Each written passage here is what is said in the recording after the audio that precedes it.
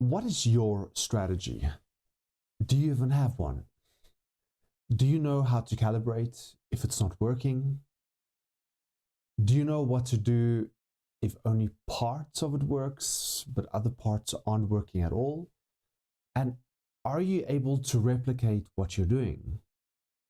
This next video brings us to another very important and I would say often overlooked part of the goal setting process: strategy. So in other words, what's your actionable plan and which steps do you intend on taking and when? In particular, I want to focus on the mental part of your strategy. Join me as we dive into this. And keep a notepad handy as you might want to jot down some of what I'm saying in this video.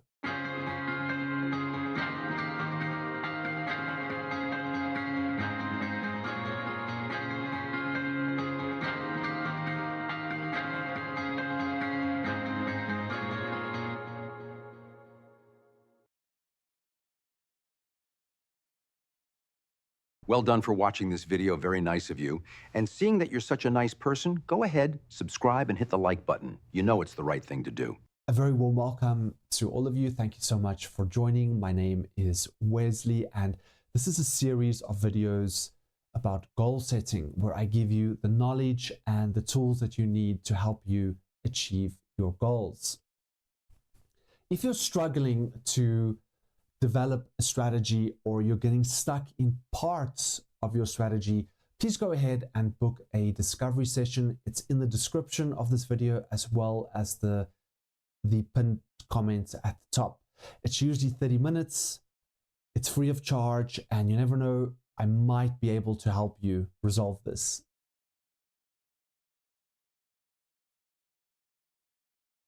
Before we get started, there are a few concepts that we need to clarify. Let's start with intuition. At first, you might not make the connection between intuition and strategy, but bear with me, you soon will. The reason I bring up intuition is due to the fact that there are many gurus and experts advising people to simply follow their intuition. Sounds good, right? Unfortunately, not always.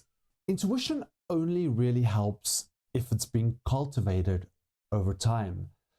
An example of this would be you having no experience whatsoever in martial arts and then deciding that you are going to spar with an experienced martial artist and simply rely on or trust your intuition to guide you through this process. Well, I want you to pause for a second and ask yourself honestly, how exactly is that going to work out for you? Let's think about this for a second. So we have an experienced martial artist with a cultivated fighting intuition who got this from hours and hours of practice.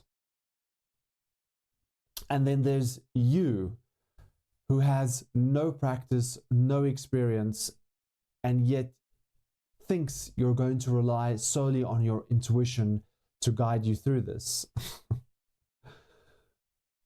Now, I want you to imagine the next step. You're actually in the ring or in the hexagon with this person. And bear in mind, when you're in there, there is no time to rationally think about what you're doing or what you're going to do. You can only respond. It needs to happen intuitively. By now, you've probably realized that your intuition isn't going to get the job done for you, not in this situation. Another example, you've never ever flown an F-16, yet we're going to put you in the cockpit because you're going to only trust your intuition and your intuition will guide you through this. Well, I hope you have really good insurance. Yeah, again, I cannot see this one working out for you as you have no experience doing this. Having said that, intuition about things can be created, or we can even call them intuitions. But there is a prerequisite. It's called expertise. And expertise boils down to recognition. Therefore, the more you practice and recognize patterns, the higher your level of expertise will become. And the more cultivated your intuition or intuitions around this activity or skill. One area where we have very good intuition already is that of nonverbal communication. And this is because people have communicated non-verbally far longer than what we've actually used verbal communication. It's basically an area where we're already well practiced in, and therefore already have a certain level of expertise. The point of me telling you all of this is so that you can realize intuition in and of itself is not a strategy. Yes, we can use intuition or intuitions with regards to certain things in our strategies, but in and of itself, it's not a strategy. Now, you might be wondering, how exactly can I use strategies to achieve outcomes? And rest assured, I'm going to show you exactly how to do this. It all begins with 4 letters. TOTE, TOTE. Test, operate, test, exit. And this is a framework that was developed in the 1960s by 3 psychologists, George Miller, Eugene Galanter, and Carl Pribram. TOTE explains how we actually do things.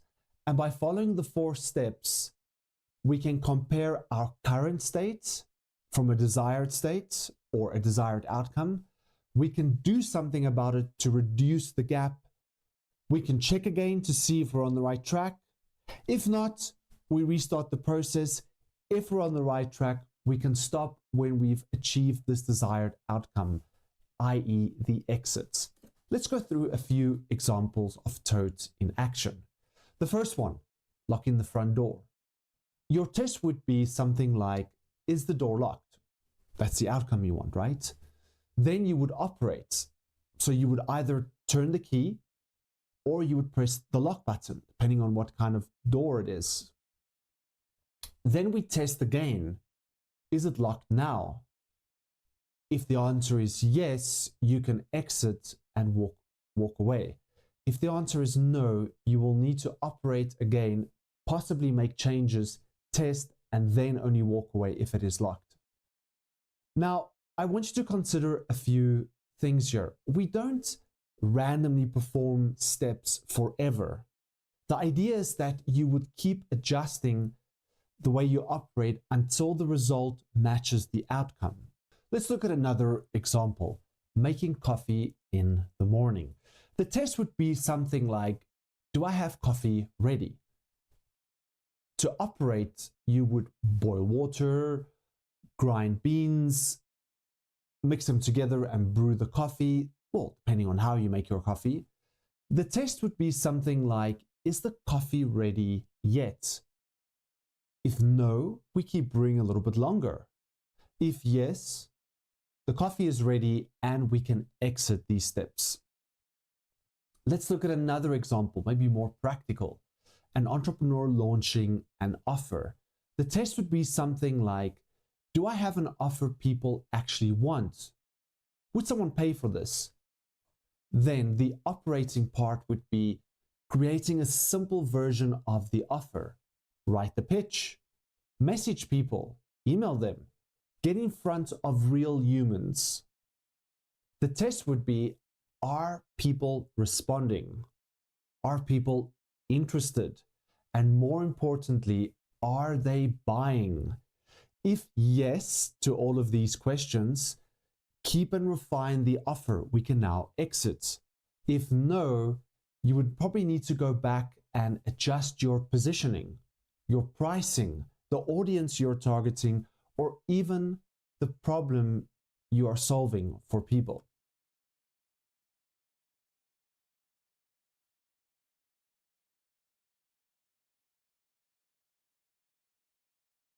Let's look at one final example. A person trying to lose weight. The test would be something like, is my current body condition where I want it to be? To operate, it would look something like eating less, exercising, etc. The test would come in by weighing yourself, or this person weighing him or herself, and possibly doing other blood work as well. If you've achieved your target weight, you can now exit. If not, you would need to go back to the operating phase and maybe adjust what you're eating, maybe including some intermittent fasting or something else to help you. Again, the test would be to weigh yourself and possibly some other blood work. If you've reached your target weight, you can now exit.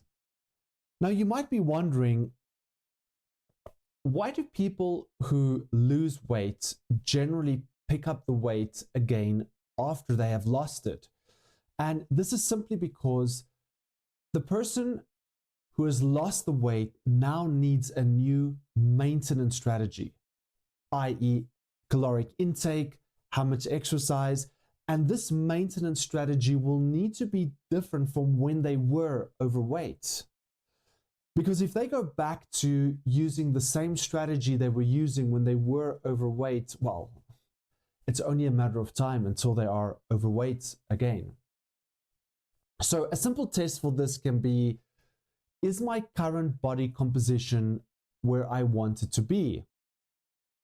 And to operate, we would look at, as I mentioned, a maintenance caloric intake, how much exercise I need, etc., etc.